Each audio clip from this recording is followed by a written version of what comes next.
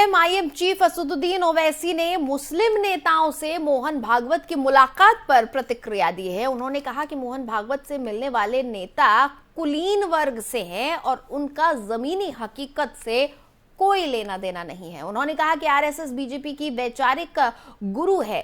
आइए आपको सुनवाते हैं उन्होंने क्या कुछ कहा है। और एक बात सुनिए ना, अगर हम तो नहीं थे उसमें, पर हम पर ही क्यों शक किया जाता है? फिर अब ये लोग जाकर मिले, इनसे पूछिए क्या बात करके रहा है। आरएसएस की आइडियोलॉजी सारी दुनिया जानती है और आप जाकर आरएसएस से मिलते हैं तो ये जो मुस्लिम कम्युनिटी में ये लोग जो सो कॉल्ड इलीट तबका है, जो वो करेंगे तो बिल्कुल सच है वो।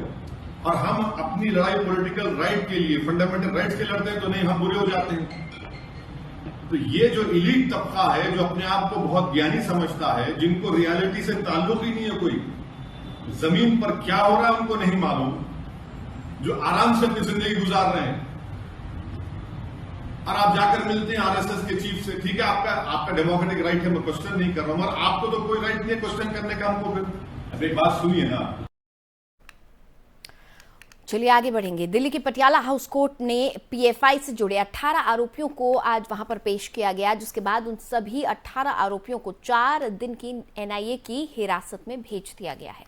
आतंकवादी और उसके आकाओं की कमर तोड़ने के लिए एनआईए और ईडी लगातार छापेमारी कर रही है। इसमें देश भर में आज छापेमारी हुई है। तमिलनाडु, केरल समेत 13 राज्यों में एनआईए और ईडी ने पीएफआई के ठिकानों पर छापेमारी की है। छापेमारी के दौरान 106 से ज्यादा लोगों को गिरफ्तार किया गया है।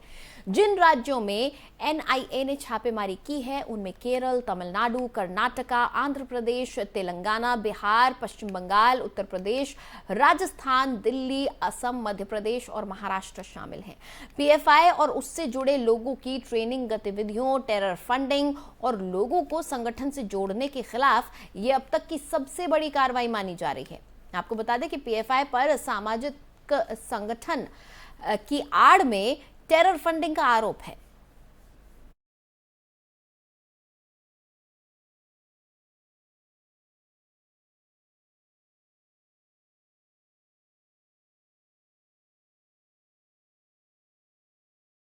वहीं केंद्रीय मंत्री गिरिराज सिंह ने पीएफआई को आतंकी संगठन करार दिया। उन्होंने कहा कि बिहार पीएफआई का नया केंद्र बनता जा रहा है। साथ ही और क्या कुछ कहा वो आपको सुनवा देते हैं। कानून अपना काम करता है, इस पर हमारी कोई टिप्पणी नहीं, लेकिन मैं ये जरूर कहूंगा पीएफआई आज एक आतंकवादी संगठन है जो भारत विरोधी काम करता है। पूर्णिया को उसने अपना सेंटर बनाया है। फुलवारी शरीफ में पकड़े गए, उसकी प्लानिंग आपने देखा सुना कि वो भारत को पहले ही मुस्लिम राष्ट्र बना देना चाहता 1947 के पहले। तो जो इतना बड़ा कुकृत्य करता हो, फंड इकट्ठा करता है, भारत के खिलाफ आंदोलन करता है, भारत के जनमानस को भड़काता है, तो ऐसे संस्थानों पर अगर कार्रवाई हो रही है, दुर्भाग्य है। वहीं बिहार में जेडीयू बीजेपी गठबंधन के टूटने के बाद बीजेपी लगातार बिहार सरकार पर हमलावर है। पूर्व केंद्रीय मंत्री और पटना से सांसद रविशंकर प्रसाद ने बिहार सरकार पर हमला बोला है। उन्होंने कहा कि बिहार में जंगल राज दिखाई दे रहा है। आइए आपको सुनवाते हैं और क्या कहा। भाजपा को पूर्ण बहुमत देकर बिहार में भाजपा की सरकार बनाएगी, क्योंकि बिहार की जनता बहुत दुखित है जिस तरह से विश्वासघात हुआ है। हम लोग भी घूम रहे हैं, आगे भी घूमेंगे, लेकिन इस पर सवाल करना यह बड़ा आश्चर्य लगता है। हम तो कहेंगे लालू जी से और नीतीश बाबू से, कोई जंगल राज की बात नहीं कर रहा है, ये आप कहते हैं, लेकिन जंगल राज तो दिखाई पड़ रहा है। अगर मुजफ्फरपुर में रंगदारी मारी जाती है, अगर बैंक पे हमला हो रहा है, अगर बैंक लूटे जा रहे हैं, लोगों की हत्या हो रही है, तो खौफ का माहौल तो सीधा चला आ रहा है। तो आप बिहार के लिए पूंजी निवेश क्या करेंगे? हमें तो ये भी खबर मिली है कि बहुत से लोग डर के मारे अपने बिजनेस को समेटने की सोच रहे हैं। ये सवाल है, तो ये हम बताएंगे, घूमकर बताएंगे। और बिहार में अपराध पर लगाम और बिहार की सुरक्षा और बिहार के साथ देश की सुरक्षा के सूत्र, इन सब पर बिहार की जनता को आगाह करेंगे। इसीलिए हम जा रहे हैं संगठन को मजबूत करने, विश्वासघात अवसरवादी गठबंधन के इरादों को एक्सपोज करने और कमल छाप का विस्तार करने। गली गली कोने कोने हम जाएंगे, ये हमारा कार्य है। भाजपा को चलिए अब पूर्ण उत्तर बहुमत प्रदेश की बात कर लेते हैं। यूपी के लिए आज ऐतिहासिक दिन है। आज विधानसभा में महिलाओं के लिए विशेष आयोजन किया गया, जिसको लेकर सीएम योगी ने भारतीय संस्कृति की बात कही। आइए आपको सुनवाते हैं। जैसे देश में हम दुनिया के सबसे बड़े लोकतंत्र हैं, भारत के अंदर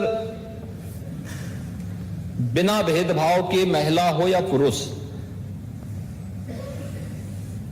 हमारे संविधान निर्माताओं ने भारत के प्रत्येक नागरिक को वयस्क मताधिकार का जो अधिकार दिया था, इसमें महिला और पुरुष के बीच में कोई अंतर नहीं था। और हम सबको इस पर गौरव की अनुभूति होनी चाहिए कि महिला और पुरुष दोनों को भारत के अंदर पहले सामान्य निर्वाचन से अपना मत देने का पूरा अधिकार भारत ने लोकतंत्र अपनाने के बाद से देना प्रारंभ किया। यही नहीं, इंग्लैंड में और दुनिया के तमाम अन्य देशों में महिलाओं को अधिकार बाद में मिला, भारत से बाद में मिला है। भले वहां लोकतंत्र पहले रहा हो, तो भारत की ताकत का एहसास दुनिया को कराता है, जिसमें हमेशा से, आज से नहीं, वैदिक काल में आप देखें, वैदिक ऋषियों के साथ साथ वैदिक ऋचाओं को रचने वाली उन ब्रह्मवादिनी ऋषि पुत्री या ऋषि पत्नियों के बारे में हम सब अक्सर चर्चा सुनते हैं, जिन्होंने वेदों के अनेक ऋचाएं रची, अनेक सूक्तों की रचना की। जैसे उधर नोएडा की पॉश सोसाइटी में विवाद के बाद श्रीकांत त्यागी को गिरफ्तार किया गया था, जिसे आज जमानत मिल गई है। श्रीकांत त्यागी को इलाहाबाद हाई कोर्ट ने जमानत दी है। वो 9 अगस्त से जेल में बंद हैं। आज उसे गैंगस्टर वाले मामले में जमानत मिली है। आपको बता दें कि श्रीकांत त्यागी की गिरफ्तारी के बाद उनकी पत्नी अनु त्यागी ने पुलिस पर बर्बरता के आरोप लगाए थे। इससे पहले श्रीकांत त्यागी गाली गलौज के मामले में जमानत उन्हें मिल चुकी थी। श्रीकांत त्यागी को पहले आईपीसी की धाराओं 354, 420 और गाली गलौज के मामले में जमानत मिली थी। श्रीकांत त्यागी पर 4 मुकदमे दर्ज थे, जिसमें से अब सभी में उन्हें जमानत मिल गई है। ऐसे में जेल से बाहर आने का उनका रास्ता साफ हो गया है। आपको बता दें कि 5 अगस्त को श्रीकांत त्यागी का एक वीडियो वायरल हुआ था, जिसमें वो एक महिला को गाली गलौज करते नजर आ रहे थे। मामले ने तूल पकड़ा, जिसके बाद त्यागी के खिलाफ केस दर्ज हुआ था। केस दर्ज होने के बाद त्यागी फरार चल रहा था। पुलिस ने उस पर गैंगस्टर की कार्रवाई कर 25,000 रुपए का इनाम भी घोषित कर दिया था। उसकी तलाश के लिए पुलिस की 12 टीमें लगाई गई थी। आखिरकार उसे मेरठ से पकड़कर जेल भेज दिया गया।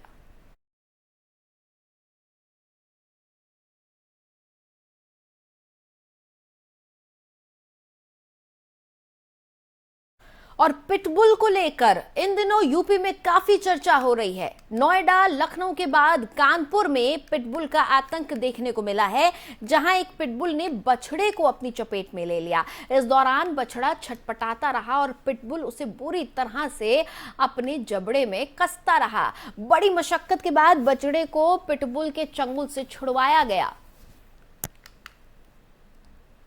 आपको बता दें कि पिटबुल कुत्तों की एक खास तरह की प्रजाति है, जिसे काफी आक्रामक माना जाता है।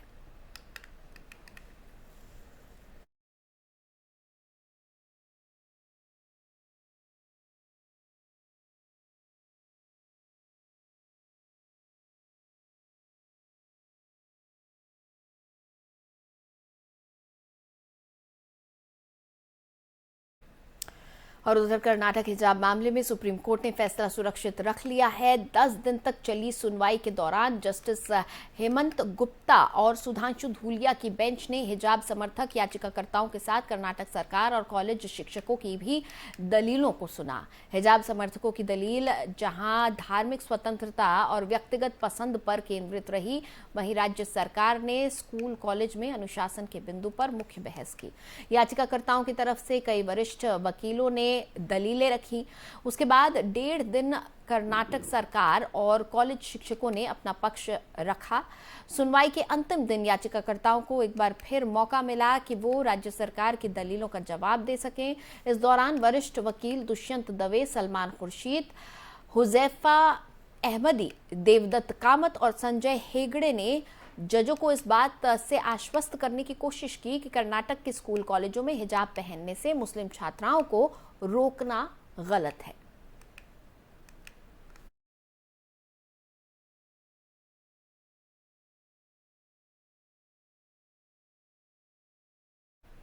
चलिए आगे बढ़ेंगे। प्रयागराज के इलाहाबाद विश्वविद्यालय में छात्र और इलाहाबाद विश्वविद्यालय प्रशासन के बीच झड़प हो गई। छात्रों ने चीफ प्रॉक्टर पर मारपीट का आरोप लगाया है। आपको बता दें कि मारपीट से एक छात्र की हालत बिगड़ गई, उसे एम्बुलेंस से अस्पताल ले जाया गया और फीस वृद्धि को लेकर दरअसल छात्र यहां पर आंदोलन कर रहे हैं।